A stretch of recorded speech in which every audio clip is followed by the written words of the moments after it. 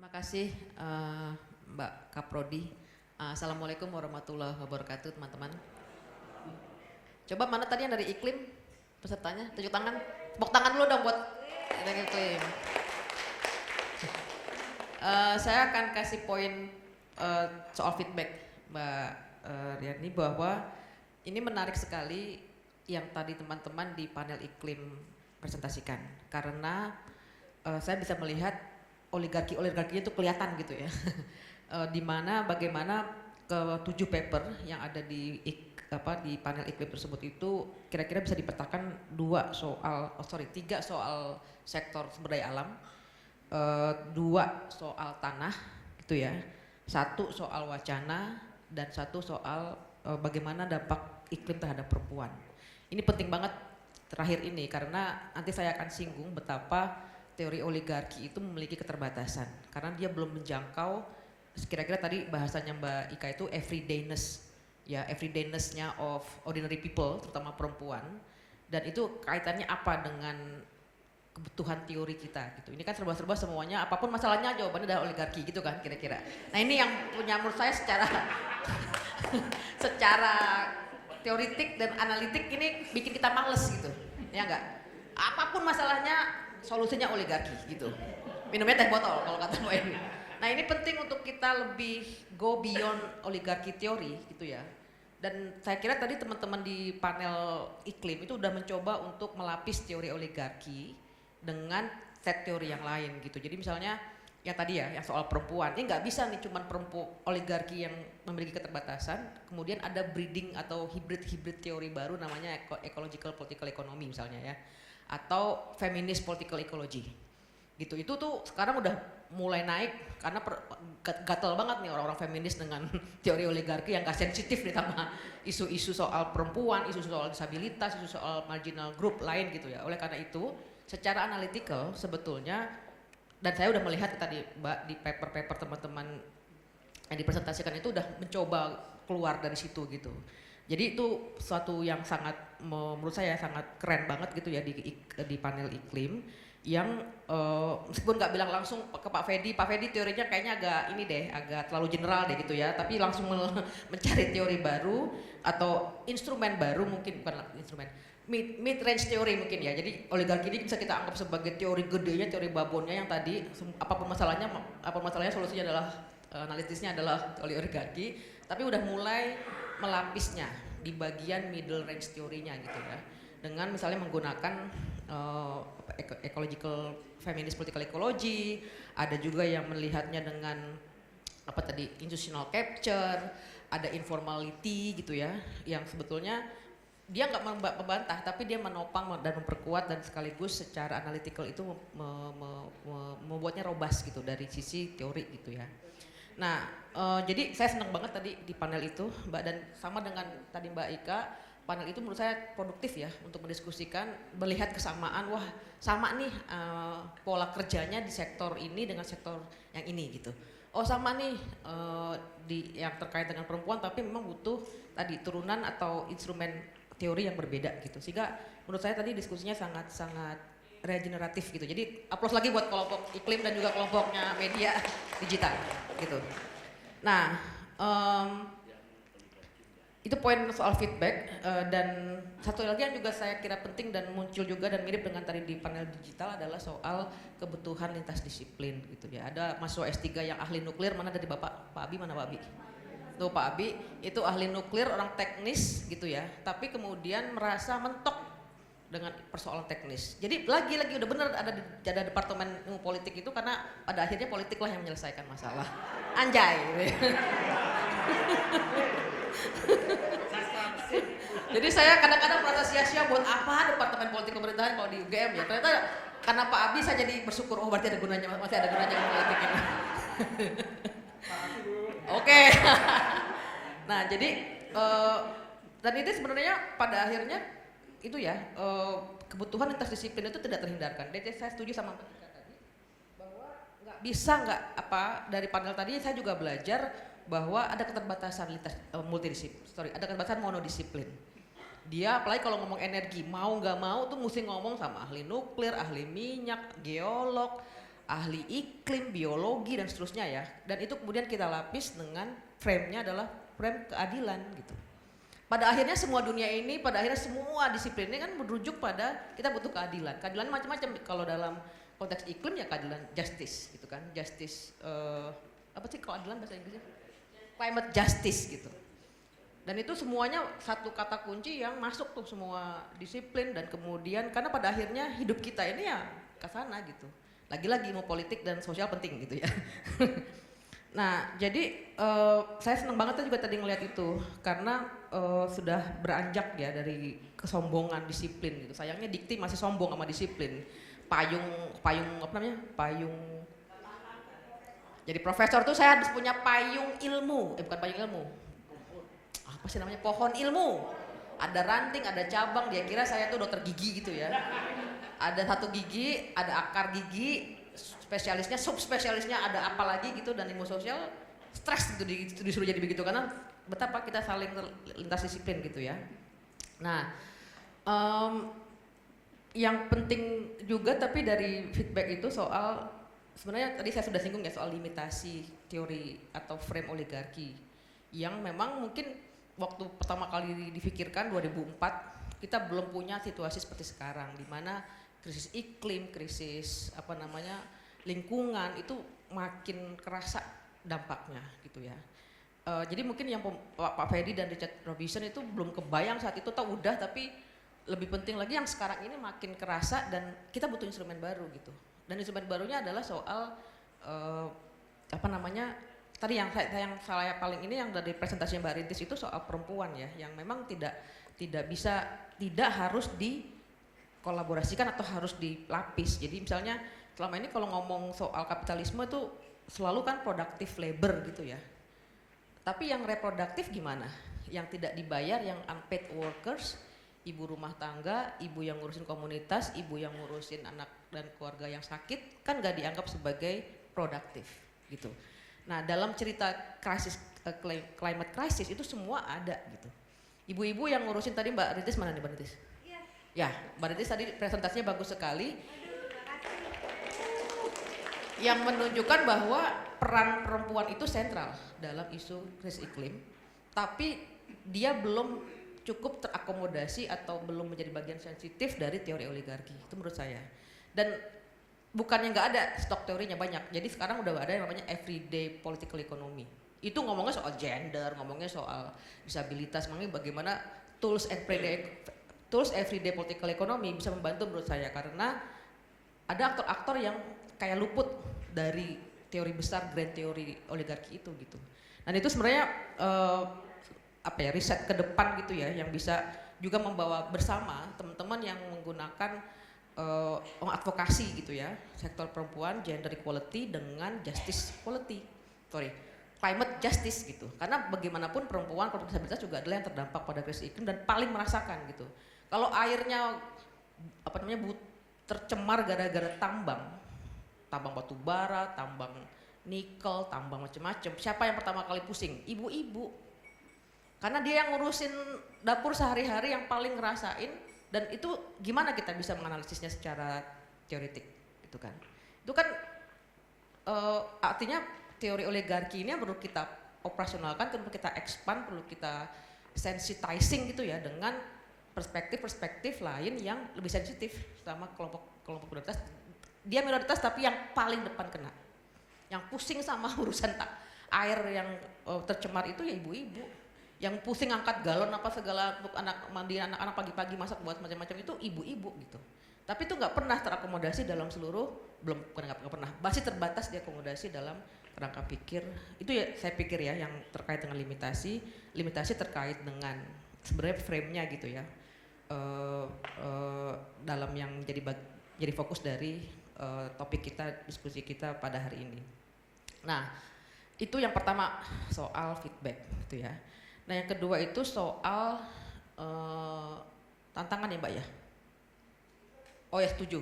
Menurut saya di 3 sektor ini, iklim, digital, sama teori sama oligarki sendiri, sebenarnya yang terjadi adalah pendalaman perluasan operasi oligarki.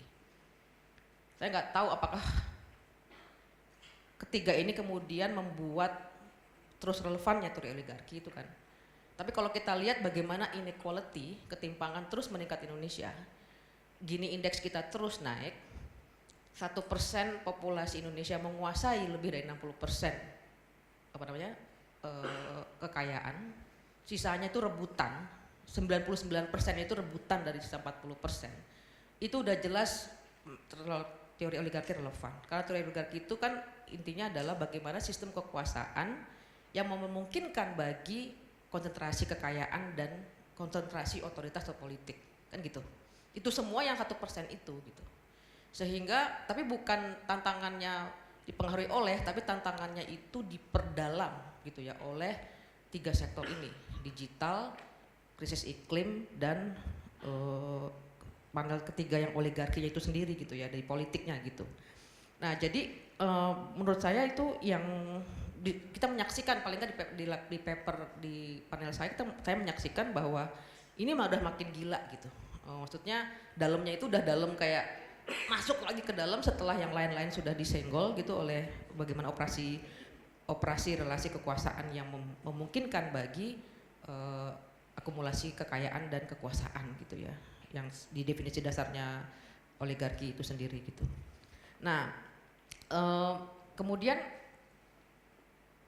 yang juga menarik dan sebenarnya belum kita lihat gitu ya di paper di iklim itu sebenarnya kan kita perlu meletakkan teori oligarki dalam konteks perkembangan kapitalisme gitu kan. Nah itu yang agak miss menurut saya karena sebetulnya ketika kita mau nggak mau kita harus ngomong tuh peta global tuh, global uang duit tuh sekarang ada di mana, ya kan?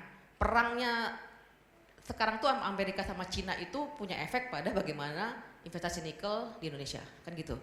Nah kesan saya nih teman-teman sering miss dengan peta besarnya di tingkat global, kapitalisme global, operasi kapitalisme di tingkat yang lebih makro, dan bagaimana dampaknya pada Indonesia. Itu agak miss dalam banyak paper, jadi seolah-olah unik gitu ya. Oh Indonesia ini unik, enggak. Di India juga ada banyak begitu, di nikel tempat lain juga begitu, di semua tempat begitu gitu. Nah artinya apa nih? Artinya memang ini konsekuensi dari bekerjanya kapitalisme global secara utuh di seluruh dunia ini gitu. Dan Indonesia for that matters not unique at all gitu. Jadi itu yang kadang-kadang ada kecenderungan kita sebagai peneliti orang Indonesia itu sering kali menganggap oh Indonesia unik gitu. Padahal kalau kita ngelihatnya dari kerangka kapitalisme nggak ada yang unik sama sekali, sama aja di mana-mana. Inequality itu ya di mana-mana. Perempuan yang nggak tersambung dalam atau yang paling kena dampak iklim tapi nggak pernah kesenggol itu di mana-mana gitu. Jadi ini persoalan yang bersifat sangat luas dan menurut saya kalau kita mau melihat menggunakan kerangka politik oligarki ini itu nggak harus melihat fenomena global secara utuh gitu. Sama yang kedua mungkin kalau kita mau ngomong kapitalisme mau nggak mau kita ngomong soal kontradiksi. Karena kan ini masalahnya kayak nikel ya misalnya. Satu sisi pemerintah tuh butuh duit pertumbuhan.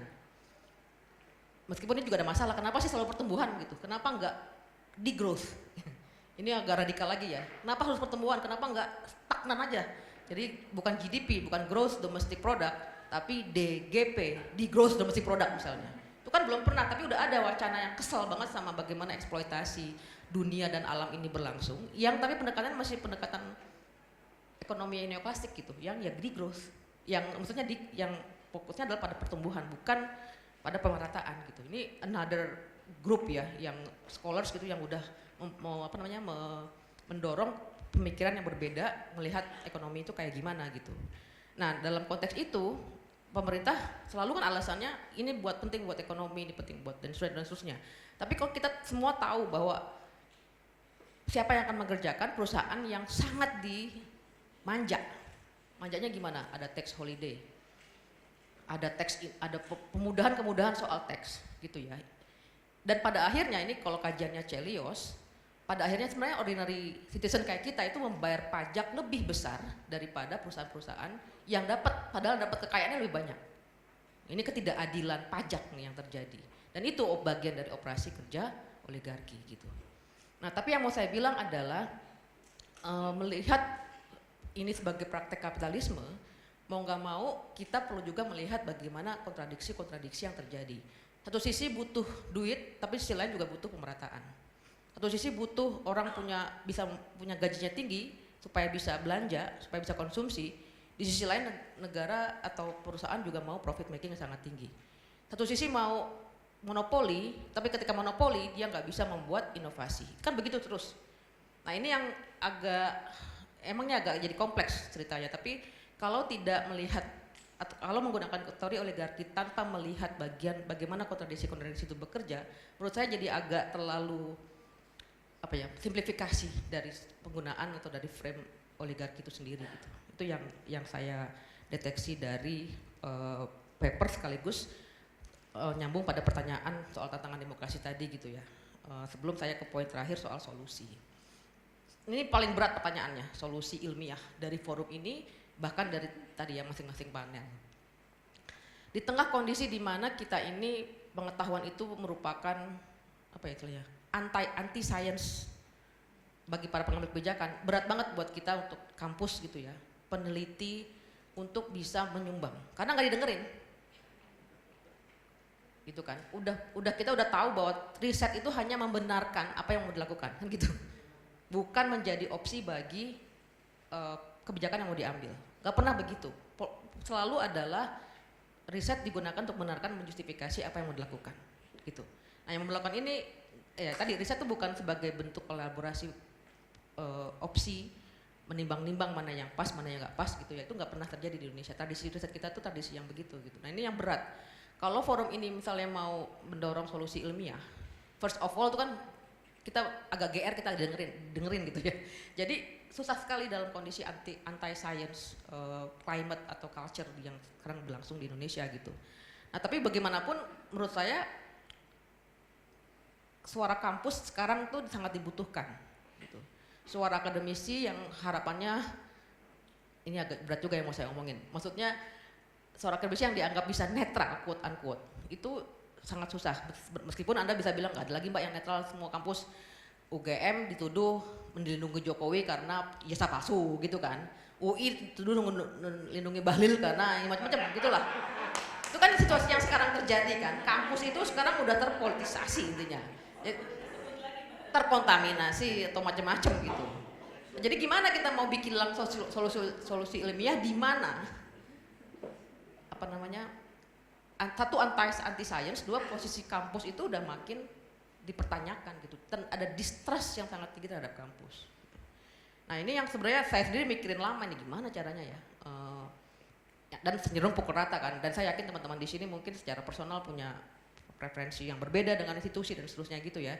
Tapi kekuatan kita itu kan sangat terbatas saat ini. Gitu. Di tengah-tengah sisa-sisa itu ya yang harus kita mungkin solusinya bukan solusi ilmiah tapi solusi mari kita bergerak bersama gitu. Kalau dari sini kalau menurut saya susah banget untuk bisa pakai solusi yang klasikal kalau kita seminar gitu. Solusi ilmiah 3 poin gitu yang udah pasti semua paham gak akan bisa dikerjakan gitu ya. Jadi paling nggak dari sini yang kalau saya tangkap dari forum ini kita makin mempertegas bahwa ada ketidakadilan dalam distribusi sumber daya baik alam, material maupun kekuasaan gitu. Itu yang paling nggak dari sisi iklim panel iklim yang saya kawal tadi. Itu solusinya gimana itu saya nggak tahu jawabannya. Tapi mungkin bisa kita diskusikan bersama gitu ya. Opsi-opsi yang tersedia seperti apa. Nah, yang juga sangat penting mau saya sampaikan itu adalah sebenarnya di luar solusi ilmiah ini adalah bagaimana pertama-tama menurut saya itu mengembalikan trust terhadap institusi pendidikan tinggi sekaligus juga tadi ya poin kolaborasi dan kolaborasi antar elemen antar disiplin itu mungkin bisa menjadi opsi gitu ya. Bagaimana kolaborasi atau dalam rangka menghasilkan atau dalam rangka memulihkan ya trust terhadap kampus gitu. Yang makin kesini makin kesana gitu ya, makin gak jelas gitu. Bagaimana masyarakat sipil yang juga kita saksikan juga saling tidak mempercayai satu sama lain gitu. Ini problem yang sangat kritikal gitu. Dan kalau kita bilang Anda tanya sama saya jadi masalahnya apa mbak sebabnya? Ya oligarki. Pokoknya semuanya masalahnya adalah ininya oligarki gitu. Enggak, ini guyon yang saya sampaikan gitu. Tapi saya terus terang bilang solusi ilmiah saya nggak tahu mbak. yang kita tangkap adalah kita makin mengkonfirmasi masalah ketidakadilan. Kita juga tahu posisi kampus itu tetap strategis, tapi distrust juga sangat tinggi, gitu ya. Kita juga tahu bahwa masyarakat sipil kita tercerai-berai saat ini, gitu. Membangun jembatan Gen Z nggak mau dengerin abang-abangan misalnya gitu ya, ngap-ngapan, nggak mau, anti pemimpin misalnya. Terjadi desentralisasi gerakan di mana-mana, tapi pada saat yang sama ketika terjadi akhir Agustus lalu, kita juga kayak mencari siapa yang bisa narik gerbong bersama, gitu kan? Itu kan ada situasi-situasi yang sangat kontradiksi juga dan membutuhkan tetap satu konsolidasi masyarakat sipil. Saya tahu ini nggak nyambung dengan pertanyaan, tapi mau nggak mau ketika ngomong solusi ilmiah, kita tidak bisa melepaskan dari solusi yang lebih politik gitu. Saya kira gitu, nanti kita sambung di diskusi. Makasih Mbak.